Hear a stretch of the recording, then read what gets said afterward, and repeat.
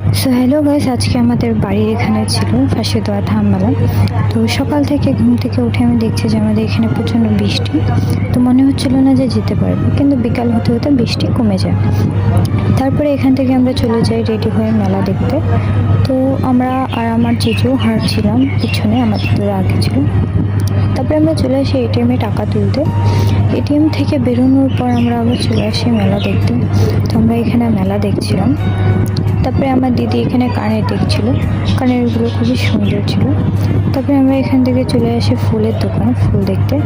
তারপরে আমার ভাগ্নাকে নিয়ে চলে আসি আমরা নাকেতলা, কারণ ও জিদ করছিল নাকেতলা ওঠার জন্য।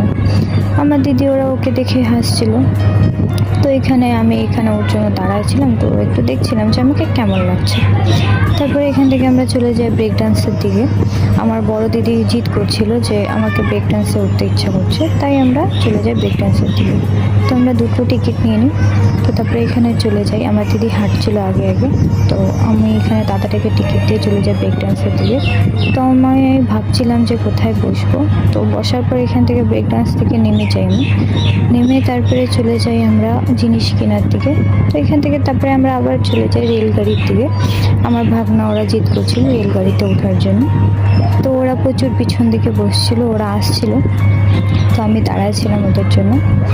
তো আমার দিদি ওরা এই যে, তারপরে আমি আর আমার জিজু এখানে ওয়েট করছিলাম যে ওরা কখন নামবে। তারপরে এখানে আমরা বেরোয় যাই। তারপরে প্রচুর গরম ছিল, ঘেমে গেছিলাম আমি। তারপরে এখান থেকে আমাদের মেলা দেখা কমপ্লিট হয়ে গেছিলো। তো আমরা বাড়ির দিকে বেরোয় গেছিলাম। তো জিনিস কেনার পর আমরা চলে যাই বাড়ি।